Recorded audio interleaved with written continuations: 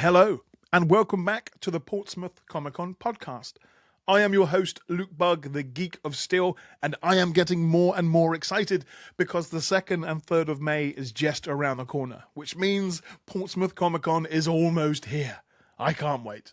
And on this episode, I got to speak with one of the heroes that will be at Artist Alley this year, Chris Wildgoose, a brilliant concept artist and comic illustrator. We had an in-depth chat about comics that I wish could have gone on for hours, talking about art, creating art, the comic scene in the UK, what comic cons around the world mean to us all, and just a chat about nerding out and geeking out over the things that we love, something that we all do, and why Comic Cons are so important. So please enjoy a brand new episode of the Portsmouth Comic Con Podcast with my special guest, Chris Wildgoose, who will be at Portsmouth Comic Con on the 2nd and 3rd of May. Chris Wildgoose, thank you so much for not only coming to Portsmouth Comic Con, but being a guest on the podcast, sir. How are you? I'm good, thanks. Yeah, thanks for having me on, Luke. It's nice to meet you. I'm ready for this interview. I've been looking into your work. I'm excited to find out more from you before we go ahead to a meeting at the Comic Con in a few weeks' time. The 2nd and 3rd of May is just around the corner, which is both exciting and nervous for me because I've got so much more to prep and budget for. Yeah. But if you can share a bit of your artistic origin story with the watchers and listeners, please, Chris. Where did it all begin for you? Well, I mean, I've been drawing comics for, I think, 13 years this year. But yeah, always been an artist. From Liverpool originally, and then I've moved down to Hertfordshire. And yeah, been working since I moved down here in comics pretty much. So yeah, 13 years. And yeah, so I started out, I did an indie comic series called Porcelain, which is probably what a lot of UK people might know me for a bit more, maybe.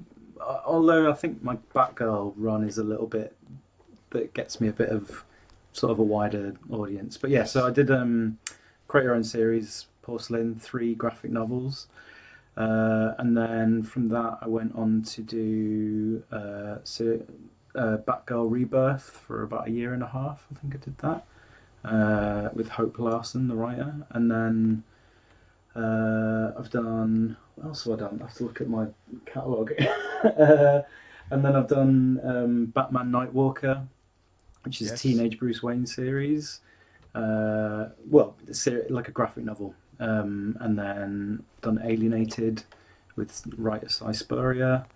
And then quite recently is The Hunger in the Dusk, which I've just wrapped on. So that's a sort of general overview. But yeah. So there's some weight off your shoulders for a little bit now. If that wrap has been all completed, that's a big sigh of relief. Thank you very much. Yeah. I mean, it was only supposed to be a 2-year project, and I threw a baby into the mix halfway through, and extended it by like 2 years. Yeah, let's just give yourself some more pressure there, Chris. That's fine. Yeah. That's but very that's much on brand for me. Well, that's good. Would you find that a deadline does motivate you, or do you sort of get a bit of a comfort zone with that? Yeah, I live by the philosophy of the writer of Hitchhiker's Guide famously said, "I love the whooshing noises deadlines pass me by." I have that a little. I think I survive on being nice and good at my work rather than being quick. So it's like the 3 the 3 pillars of being a successful comic artist is either being nice, quick and good, and you have to have 2 of them to survive. That's it. It's fine. Just pick one from each pile, and that's it. You'll get the job done. But that's it. I mean, as you know, that's a very British way about it, which is what we like. But I mean, we've still got a British invasion, as it were, of comic creators, people that are still making big hits in the world of comics, both writing and arting. How has it been for you? Sort of, it's as a Brit making their way in the comic world. Really lucky. I've survived on a good wave of luck, I think. But I'm like I've very much. My experience of comics and knowing other people in it is there's no one way into it.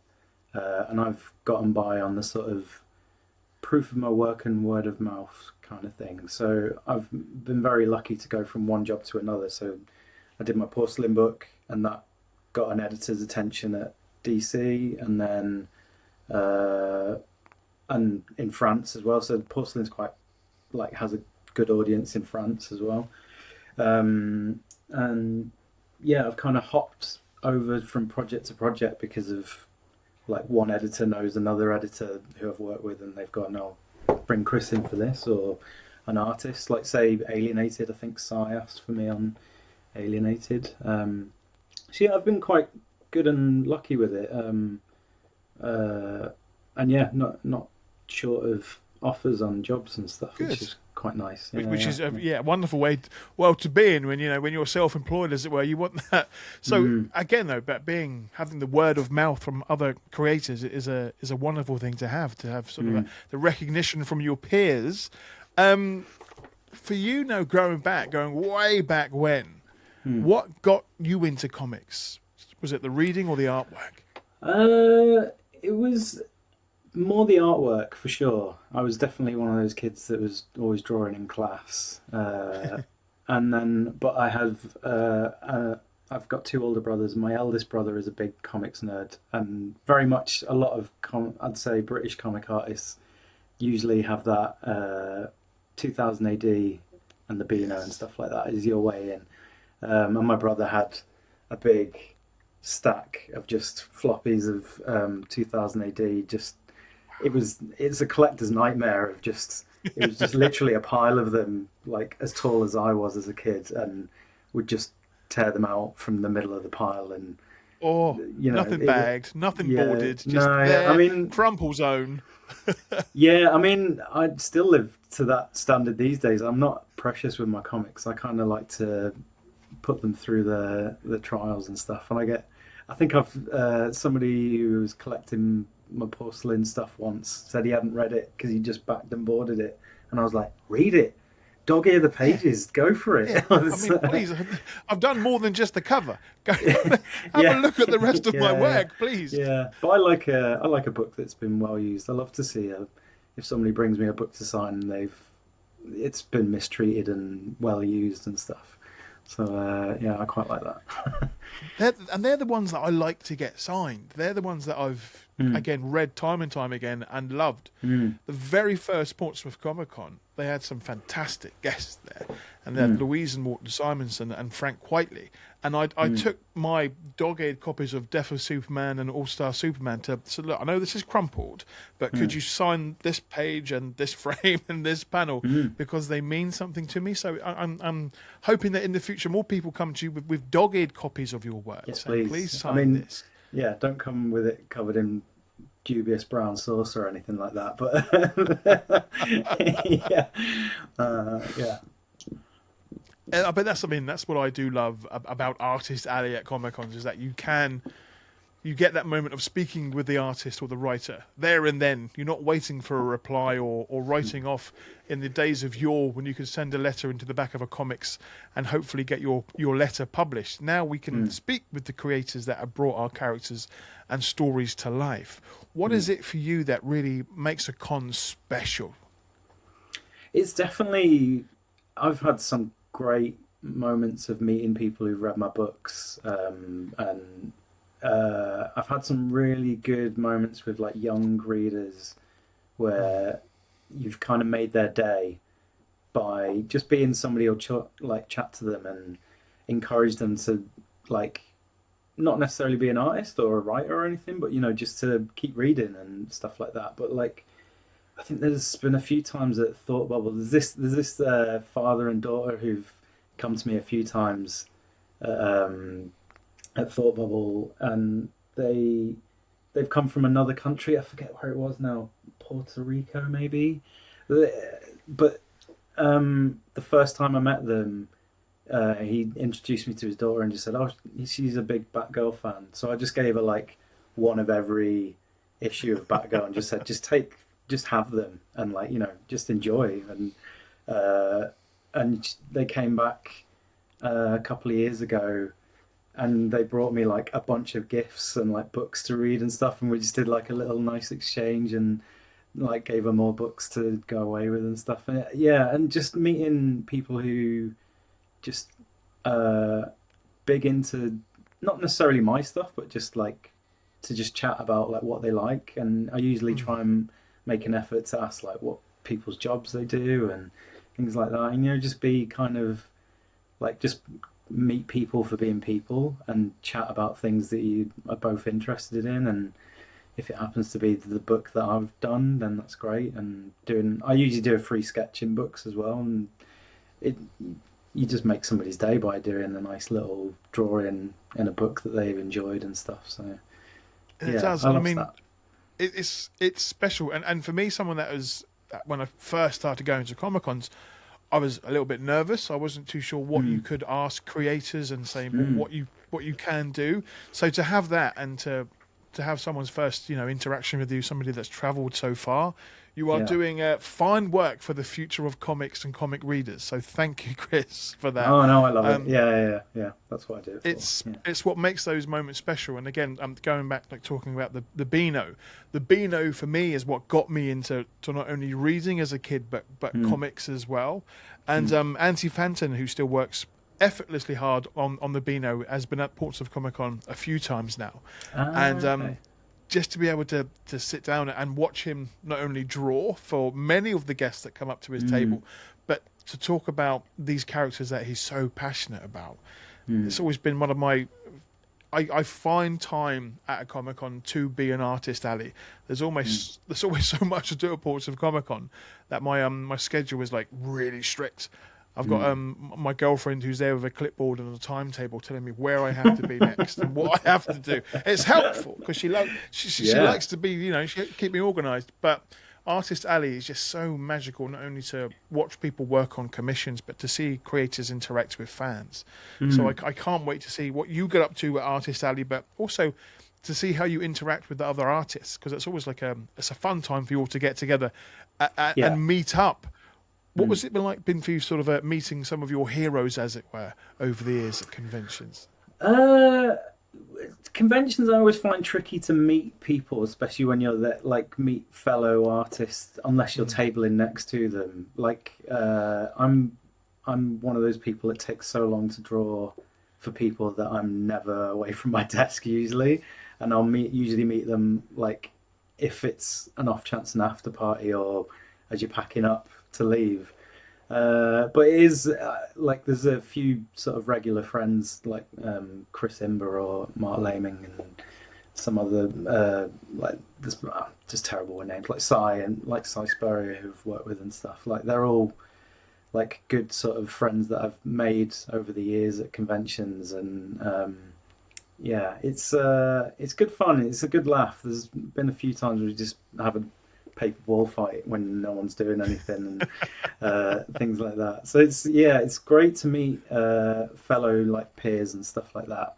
As for heroes, I'm not the best at approaching my heroes and like trying to schmooze and get to know them and things like that. I usually tend to have like run into them randomly rather than approach them because I'm not the most confident. I think probably the one time I've approached somebody was Sarah Pichelli, artist of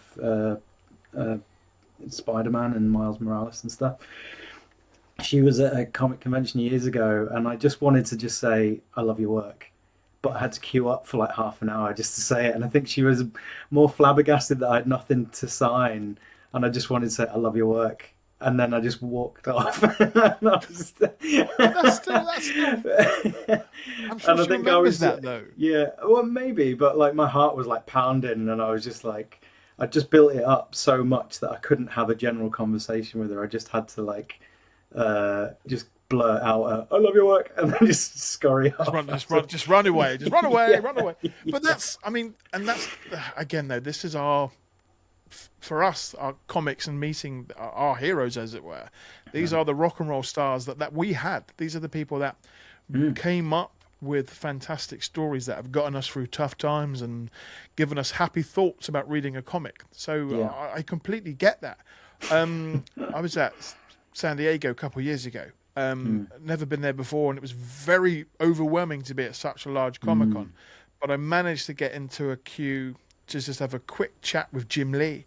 And I was like, what do I say? What do I thank him for? What can I bring to this conversation that's not going to be just me stuttering over my words? But got a signature, got a handshake, and managed to get a thank you.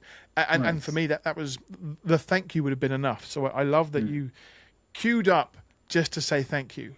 Not only, you've got the charm of the Britishness there, you've also got that love for queuing as well. We've got both those things there, Chris, which is fantastic. You're ticking them both off the list. Yeah. Anything to get into a queue. Yeah, you're doing us proud, which is, again, Comic-Cons are all about the queuing. But when you get to Portsmouth Comic Con, I'm excited for you to experience the Portsmouth Guildhall in all its glory, and to attend some panels, because a few of them are held in some of the sort of almost like court-like rooms where the mayor often has his meetings. So you can, there's some great. I've been to some great panels in those rooms, hearing about. I'm sure the mayor never thought that Star Wars or Superman or anything from the world of geekdom would be mentioned in that room, especially in his main chair, as it were. But it's a great building. But lovely. For you, what was one of your first memories like going to a con in the UK as a guest, but not as an attendee? One of the earliest ones. In fact, it might have been the first ever one I went to. Yeah, it was probably the first one. I went to Bristol BICS. Is it British International Comic Con? I don't think it runs anymore. But anyway, I went to that years ago, and it was when, what year would that have been? Maybe 2010 or 2011. And I'd never been to a convention before, so I didn't know what to expect of meeting an artist. And one of my friends asked me to take a copy of The Walking Dead and get it signed. So I went up to Charlie Adlard and barely knew. I hadn't read Walking Dead at the time. I just had somebody else's book. And I went up to Charlie Adlard and just said, "Oh, can I get a sketch?" Assuming it was free. And he was like, "Oh, well, that'll be 15 quid." And I was like, "Oh. I didn't know that you had to pay for it." And he was like, "Oh, it's okay, you just have it." And he was like, "Are you an artist yourself?" And I was like, "Yeah, I draw. I'm just sort of coming to my first convention." He was like, "Oh, checking out the competition, are you?" And I was like, "What an introduction!" Yeah. So that was the first time I met a comic artist, I think, as well, like in person. And he was really sweet. He wasn't like. I can't believe you're not going to pay me for. Well, I'd got the money out of my wallet, but he told me to put it back and stuff. And so he's, again, a British gentleman of high regards and treating people right. Continuing to pay it forward, which was what's fantastic, because that's again another memory that's stuck with you from a convention. And it's something that I always like to see at events, is when people bring along their portfolios and they come for advice and for tips from the greats from the world of comics. What's some sort of a sage advice that you could share with somebody that was considering getting into comics, Chris? Oh God. I've met Dave Gibbons a few times. That would be one hero that I'd say is I've met him personally, and as somebody who just wanted to meet him, and then since I've been to his house once, but that was to buy a drawing tablet. And it's because he lives fairly nearby me, which I didn't realise. Oh, it wasn't just like Facebook Marketplace. You just turned up. It was. I think he'd said on Twitter years ago that he was looking to sell his tablet, and I was like, "Oh, I'll buy it." And he was like, "Oh," DM'd him and stuff, and it turned out he was quite nearby, and I went round to his studio and got to test it out. That was a sweaty moment. That was like show me what you can do. Was that, well, he was like, he'd set it up for me to test out in his studio, and he had the comedian's badge in a little frame from the film. No way. And my eye was just constantly drawn to that. and he was watching me draw on the tablet, and all I could draw was an eye. And I remember, and he was like, "Are you okay?" And I was like, "Yeah, it's just one of my heroes is looking over my shoulder as I'm trying to draw it." And he was like, "Oh yeah, just have just like," he left the studio for a bit and just let me sit there and draw on it for a bit. That's why you did the eye subliminally. You just think, all I can feel is Dave Gibbons' eye just watching me. Yeah, I was drawing his eye looking at me. Wow, though. But yeah, so the advice he gave me, he's just kind of generally chatted to me about just working in comics a few times, and so he was really good. He was like telling me to like think about purpose and what, like thinking about when you draw a character in shadow, like does it tell a story when they're in shadow, and like think about, because I think I'd drawn somebody in a bit of shadow and it didn't make sense, and he was kind of like, think about where that comes from and stuff. And then there was another artist, I forget who it was, but I remember showing an artist some of my work, and he was looking over it, and he could see me cringing as he was looking over my work, and I was like, I can do better than this, and he was like, don't be like that, be nice to yourself and enjoy your own work. And I think that was a nice bit of like kind of encouragement that I got, was just to, you know, be kinder to yourself. It hasn't stuck, but it's but it was definitely like, it's something I pass on to other artists that show me their work at conventions, is, you know, like, be fair to yourself. And then It's advice I feel that we could all take on, but again, going back to the stereotype, that is the Brit in us, as it were. You know, that's what we're good at. But again, that is good advice to pass on. Is enjoy the work as well. And again, the conversations that I tend to overhear or sort of listened out for at conventions is talking about what moments in their career they've really just been so happy to be in that medium. What was it like for you, Chris, to sort of, for the first time ever, to see your name printed in a comic book? That was really nice. And it still knocks me back. I think I didn't get to go to San Diego a few years ago when Hunger in the Dust first came out, but IDW had printed the cover big on a big stand, and that was one of the biggest times I've ever seen my work printed.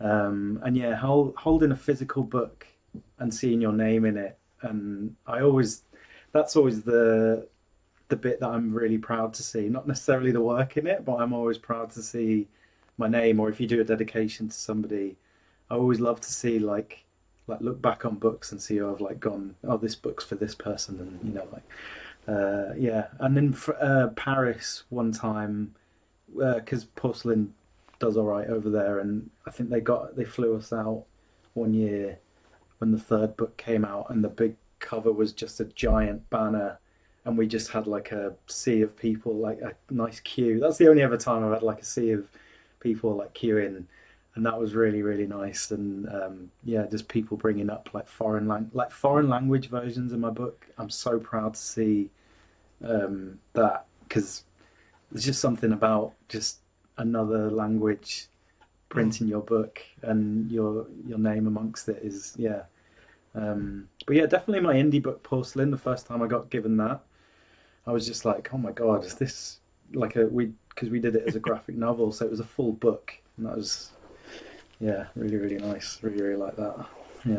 So seeing your name in print, it's you know, it's legacy. It's something that will be there for a long time. It's something that you can put on your shelves and show off to the kids, to the friends and family. This is what I do when I say I can't come out tonight, or this is the deadline that I'm currently working on. Yeah, and I think that's one of the reasons why I work so slow, is because I want to kind of, if I'm going to do a book on something, I want to do my best version of it. So that's why I'm on the slower scale, is because I'd rather have a book that I'm more proud of, to be like years later go like, this is my book that's got my name on it, and have like work in it that I'm happy with.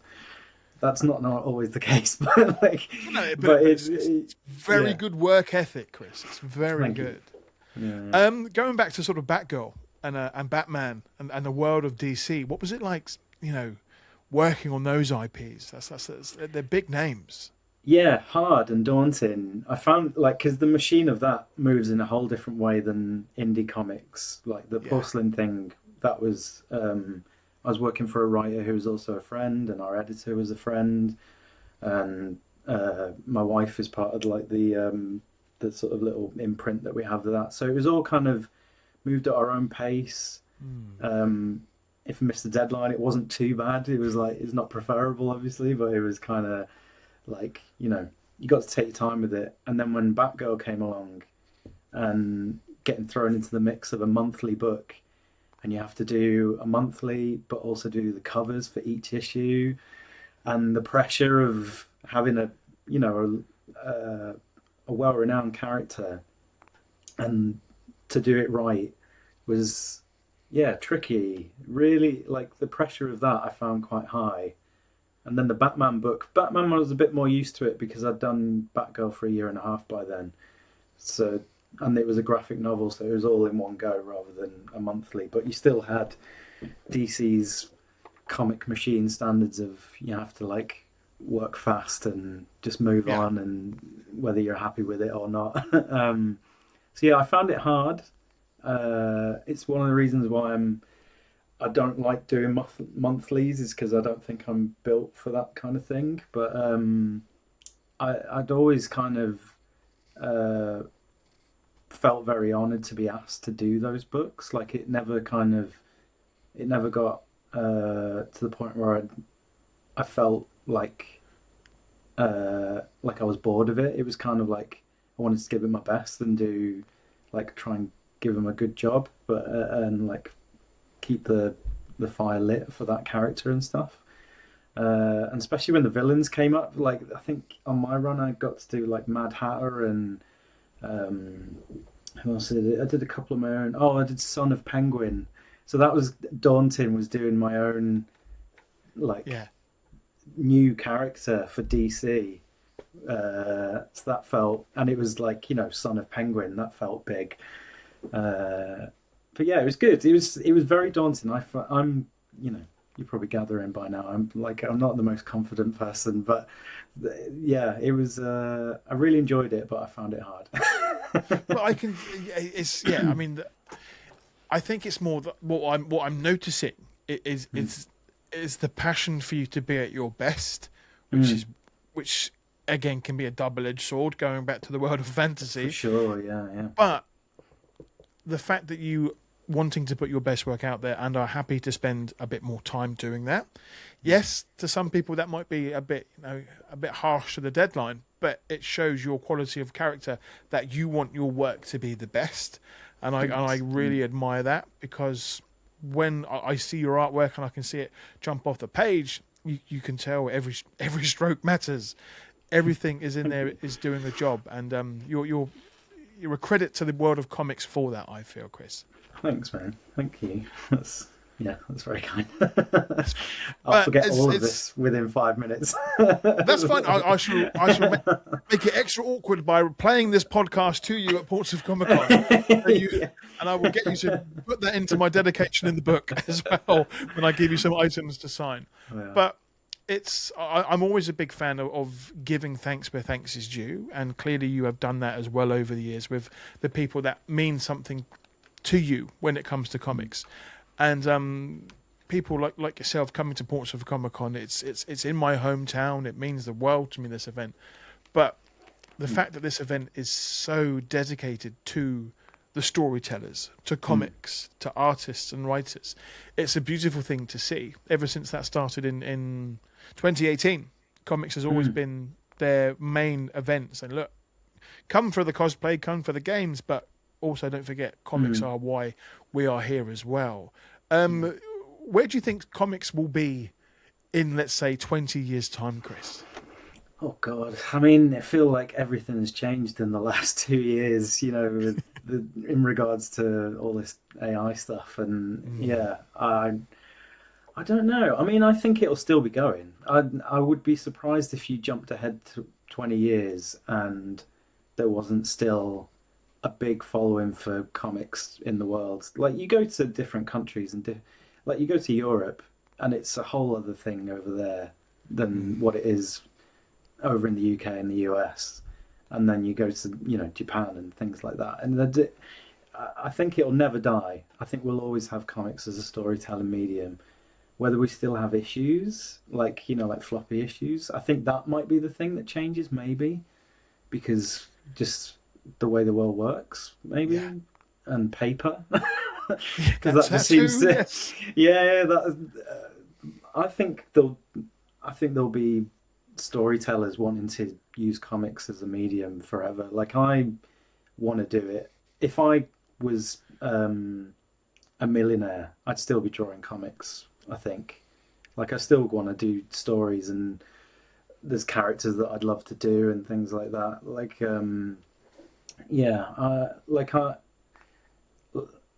don't know. In 20 years, I think it'll still be going. It'll probably be in a different form, because if you jump back 20 years ago, we all thought that Marvel and DC, or like Marvel, was like nearly going under or something like that. It was, you would have said differently 20 years ago to where we are now, and now it's like such a massive part of the culture, and I think it's made such a dent in the last like 10 years that, and it's never been easier for somebody to pick up a pen or a tablet and make their own stuff as well.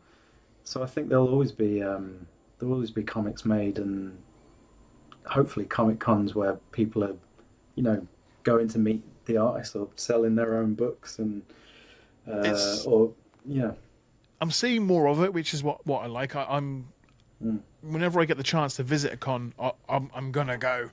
If I'm going away for the weekend, or if I'm going somewhere, not only would I look for a comic shop that sort of, oh look, love, there just happens to be a comic shop where we're going to next week for that wedding, or this and that. But to go to a Comic Con and be part of that experience, they're always, they say, they're changing and evolving. Sometimes I've been to an event where it's been really difficult to even find a comic, whether it be, you get the usual stuff everywhere, but to go to an event where comics are celebrated, it's special, as you said. So I'm hoping that cons in the future will still be about the comics, but everything that comes with it as well. But as you said, I think it will be, because I think, like I say, it's never been easy to make them. I think the culture of wanting to tell stories and put them out there, I think that'll never go away.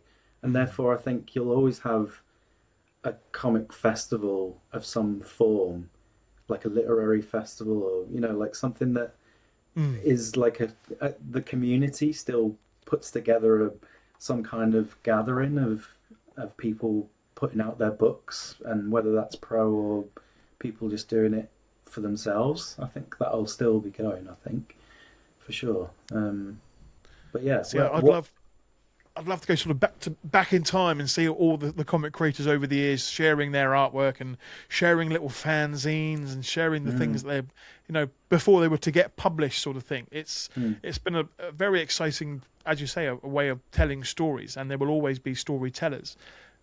There will be just different ways to tell those stories. Yeah, but as you said, the AI is a scary aspect, but something that I'm always proud about Portsmouth Comic Con is they've said, like, there is no AI here. It's definitely not welcome, which is a great part of it.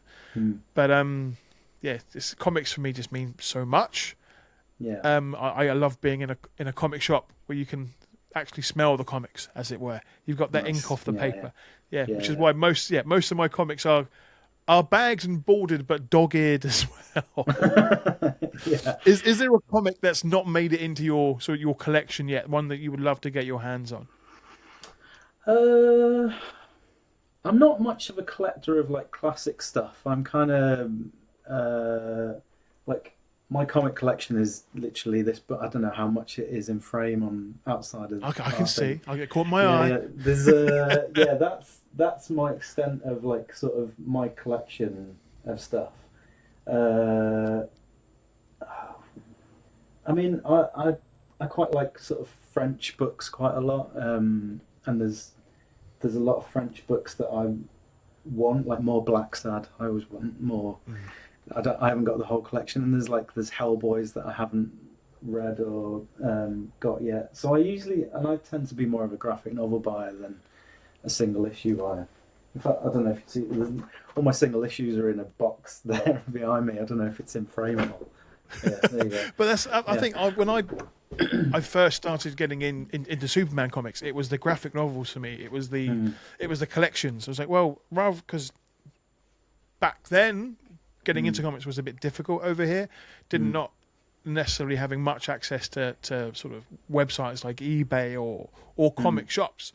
I had to get comics where I could get them, and I can remember in the early 2000s going on holiday to Singapore and coming back with a suitcase full of comics that absolutely just customs hated me, or not, because I paid so much more going back through. But I was like, "What's your suitcase extra heavy, sir?" I was like, "Oh, it's full of comics."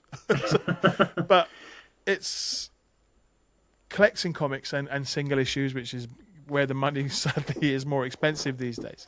It's sitting down with the story and getting lost in it. That means so much to me. So I would much rather, as you say, go through a comic, get it dog-eared, enjoy the pages, look at the one thing I do love about the older comics is all the adverts and the letters that fans sent in to the editors over the years. But we know you can create your own characters in your own worlds, and you've worked with some fantastic characters over the years. What characters would you like to help tell their story in life, Chris?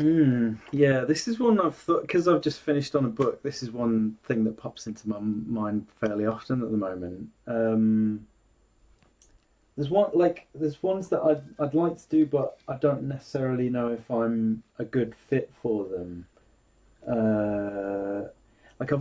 In fact, it came about recently. I would love to do a speed racer book.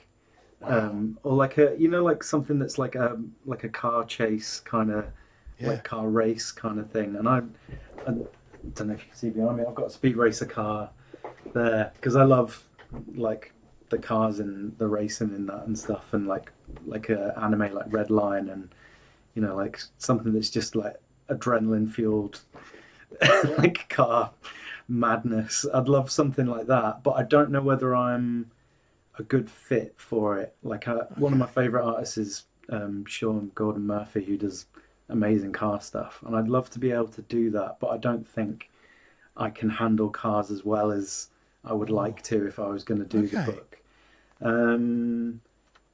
If I was going to do like a big character, I think either Doctor Strange or Poison Ivy would be, or like Swamp Thing, like something that's like all like naturey, like slightly horror-y, like weirdness. I think I could do that kind of weirdness quite well, maybe. But yeah, I would love to do a Hellboy thing, something related to Hellboy. But I don't know. I think my style doesn't fit that as well. We shall see. We're going to manifest that now. I'm going to come along and just ruin your commission queue by giving you lots of just random things about cars and Poison Ivy. I'm going to just make it see what I can do. But you've got that love for sort of a bit of a darker fantasy fiction, which is wonderful to see. Where did that begin with you? I think I've always kind of been into dark fairy tale stuff. Like, I think that definitely comes from a little bit of 2000 AD and like them dipping into fantasy, like Slane and things like that. And I've like always gravitated towards like knights and monsters and fairy tale stuff. Like, I don't have any of the books in here, but our front room has probably more fairy tale books than it does like superhero comic-y things. Like, my wife's big on fairy tale things as well. So yeah, I don't know. I think I just like magic, and like some of my favorite book series, like novel series, is Joe Abercrombie's Blade Itself stuff. I don't know if you're familiar with that. They're kind of like dark. I mean, again, it's there's so many worlds of fiction out there that have. Yeah. For me, as I say, going back, comics were a way for me to get into reading, and over the years, I've starting to read more, and the world of sort of fantasy fiction is something that has landed on my feet over the last few months, and it's what I love, that comics can have that power into storytelling. And now at Portsmouth Comic Con, they're going to have a book zone now as well. I just know that, like, again, my budget for this weekend is going to absolutely get me, because I'm going to come away with so much stuff. Yeah. But the world of fantasy fiction and say darker fairy tales, something that's always been quite interesting to me that I've not really dabbled into before. Where should I start then, Chris? I mean, let's say, Joe Abercrombie's novels and audio, like I get from the audiobooks of them, and the reader of them is so good. A guy called Stephen Pacey, and he's got, how many books has he got? I think he's got like 9 or 12 books, but they're kind of dark humor. They're like Blackadder meets Game of Thrones kind of thing, where they've got like a little bit of like sold, fun, Chris. yeah, bit of fun spiciness to them. And one of them is like a heist film, but set in a dark fantasy world. Or then he does like one that's it's like on a Western pilgrimage sort of like a caravan trail, like into the wildlands kind of thing, but it's set in fantasy, so it's, rather than guns and horses, it's like swords and sorcery, but with on a Western trail. So yeah, I'd do say that. Or if you like a beautifully written book, is Patrick Roth's Name of the Wind. It's like that's probably my favorite fantasy book ever. And it's kind of stop and smell the flowers, kind of beautifully written fantasy. Like there's 2 books out of 3, and he's famously not put the 3rd one out in 15 years, so we're all still painfully waiting for that. But they're such good books that you could still read the first 2. So they're my 2 first go-tos. My to be read pile is now increasing by the day, Chris. So thank you for that. It was a few New Year's Eves ago. My resolution was to read more books, and it's just something that stuck me now for the last 3 years. Finally found like a reading voice in my head, as it were, and now I can't put down comics or books, which has affected the eyesight. But good stuff. Audiobooks is a legitimate way to consume books. I think. I think it was last month I enjoyed 1984 and then Animal Farm on an audiobook. Oh God! It was a political month. Stuff then. It wasn't on the light side, but then I changed that to Project Hail Mary, and it was a bit lighter, so it was. Oh, nice! Yeah. Nice. So that's one of those films that are coming out this year that's just going to sort of, I feel, blow people's minds. It was my most recommended book last year, and I can see why. I didn't know it was a book. It's my bit of shame is that I didn't know until like last week that it was actually a book. I just knew there was a film coming out, but I didn't know it was. It was great. Like a classic sci-fi. Yeah. It was. It's a big book. It's a bit of a whopper, but I enjoyed it so much because it was recommended. I was like, well, I was right, fine. I will give in. I will read it. I'm not often too good with recommendations, but this one I was like, right, I'll do it. Loved it. Absolutely fell in love with it, and then went on some book forums to talk about why this book means so much to so many people. Then the film, the excitement behind that, and then I found out that Ryan Gosling filmed some of that in Portsmouth. Oh, now, really? Oh, okay, it wasn't the space scenes, funnily enough, but there's a scene in the film where he's by the sea, and just for some reason one day there's a lovely South Parade pier full of just like 2p machines and fruit machines, and Ryan Gosling just walked out of there one day with a film crew and all this sort of his posse. I think it was in the newspapers for about a week when he was done for that. Wow. But again, it's one of those things where creativity or book writing or comic writing is always such a special way for us to all escape. Rather than you sort of finding reasons to motivate you to find more work, what do you do when you're not creating fantastic art? How do you relax, Chris? I'm a big gamer, although I haven't been gaming properly since I've been trying to wrap up The Hunger and the Dusk. But yeah, gaming is my main jam. I've been like the one game that I played during Hunger and the Dusk was Tears of the Kingdom, the Legends of Zelda on the Switch, and I just re-downloaded a game called Bulletstorm the other day, which I played years ago. It's like a shoot 'em up, kind of made by the Gears of War guys, but it's you've got to kill people in inventive ways. So that's wow. See, it's all creative. It's all fun. Yeah. So, but yeah, I'm a big gamer. I mean, I draw in my spare time as well. That is like I like drawing stuff for myself. So I've been trying to do that a little bit more since I've finished on the book. And yeah, I do a little bit of model making, like kind of just kit bashing stuff together in my own time when I can. And, wow. yeah, so I like doing making stuff still. It's all the geek tick boxes. You're ticking them all off. Yeah. You've got everything, which is why again Comic Cons are getting so busier and a great place to be, because there's something there for everyone. And if you haven't been to one before, you understand why. Not only does it hit to that nostalgic element of your brain, it's almost like, oh, that's shiny. Yeah, that's shiny too. Let me go and inspect that. Yeah. It's more acceptable to come out your nerd closet these days, isn't it? I think. Which, for many years, sort of, geek and nerd was like a dirty word, and for me to sort of over the years to people to not only get what it's all about, it's nice to talk to people about what we're passionate about and why it means something to us, and Marvel have made some fantastic films over the year, as has the world of DC Comics. It's still bringing those worlds together. But what I'm really liking to see now is the fact that filmmakers are acknowledging the comic writers and the artists more now. And it's a bit too late. I think they should have done that. They need to retrospectively put bigger names in the credits, I think, for some of the things. But it is nice. It is really nice to see that people get better nods these days, and they appreciate where it comes from a bit more. Especially in is it in the recent Fantastic Four where they show they literally have like two of the creators in their office little looking cameo. at looking out of the window, which is a nice little touch.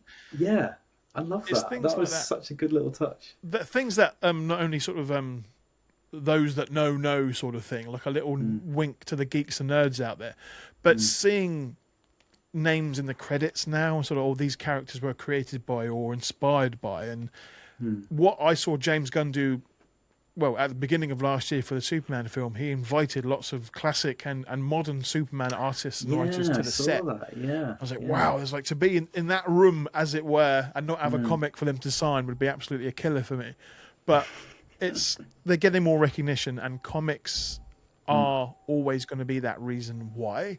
So it's nice to see and hear people like you, so passionate about their craft, bringing that to the masses and coming to events like Portsmouth Comic Con. It's a beautiful thing. So thank you for that, Chris. Okay. Yeah. Happy. Now, if you could go back in time and give yourself some advice for when you first started drawing comics, what would you say to yourself, Chris? Oh God, it would definitely be try not to be too precious with it. It's that's my biggest downfall of why I run late on stuff is being a bit too precious with stuff. And just enjoy it more. Be nicer to yourself when you're doing your work. Don't think that everything that you're doing is like a waste, not a waste of time, but don't worry that you could do a better version of it when you've done as good as you can at the time. I think would be wonderfully put. It's not the most like like a single line of good advice. It's kind of like, it's good. Don't worry about this or that. It's good advice. I will be writing all of that down as well, Chris. That's it. But, as we said, Portsmouth Comic Con is just around the corner on the 2nd and 3rd of May. But before that, Chris, where can people find your work online, sir? So I'd usually say Twitter, but I'm not very active on Twitter at the moment. But my website is the best sort of portal of all my links and has like examples of my work and has my sketchbook stuff in it with like character design and if anyone's interested in learning, like I've got some free samples of inked pages that people can practice and colour on and stuff. But that's www.chriswildgoose.com, and then there's links to my socials through that as well, and I put like where I'm going to be at shows and stuff like that, which I need to update with Portsmouth actually. But yes, you do. There's about time. I should probably get on that.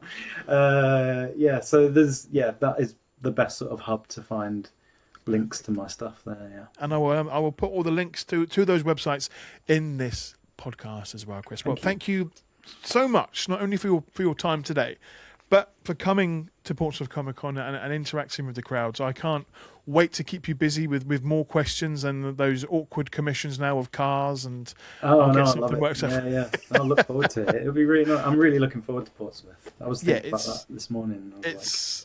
What I like to see as well is that more and more guests are coming back and signing up for years to come.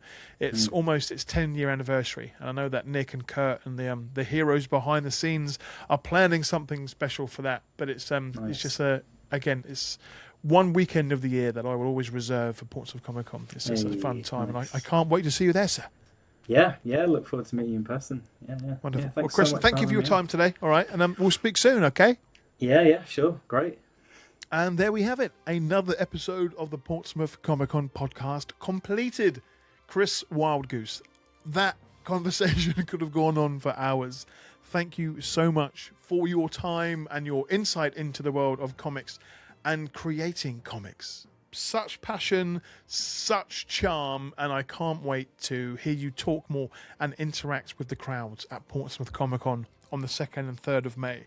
I know now I've got a few commissions that we need to talk about and a few doodles that I will need in my sketchbook as well. All the links to Chris's websites and social media channels are below, and you can also get your tickets for Portsmouth Comic Con. It is coming around very soon, and you will not want to miss out on this fantastic weekend. I have been your host, Luke Bugg, the Geek of Steel, and I'll be back very soon with a brand new episode of the Portsmouth Comic Con Podcast.